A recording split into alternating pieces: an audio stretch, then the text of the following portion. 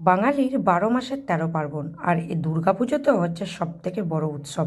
তাই কেনাকাটা লেগেই থাকে। আর এই দেখুন না, আজকে অষ্টমী হয়ে গেল তবু আমার কেনাকাটা শেষ হচ্ছে না।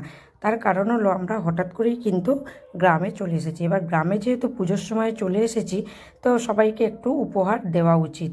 অন্য বছর হয়তো আমরা গ্রামে এই পুজোর সময় আসি না, আবার কিছু কোনো কোনো বছর চলেও আসি যখন একদমই শহরের গ্যাঞ্জাম ভালো লাগে না, গ্রামের এই নিরিবিলি পরিবেশে এসে সময় কাটাই।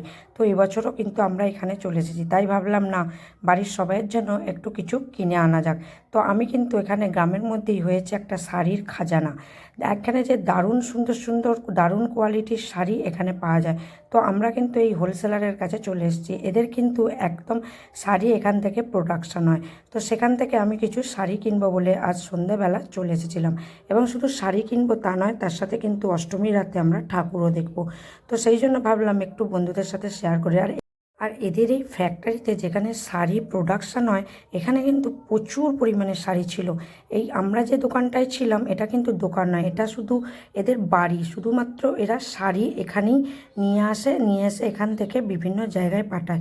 তো চলুন, আমাদের তো শাড়ি কেনা হয়ে গেছে। এখানের শাড়িগুলো কিন্তু একদম চোখের সামনে তৈরি হচ্ছিল। তো আমার তো প্রত্যেকটা জিনিস খুব ভালো লেগেছিলো, আমিও কিছু কিনে নিলাম। তো চলুন, ভিডিওটা কেমন লাগলো অবশ্যই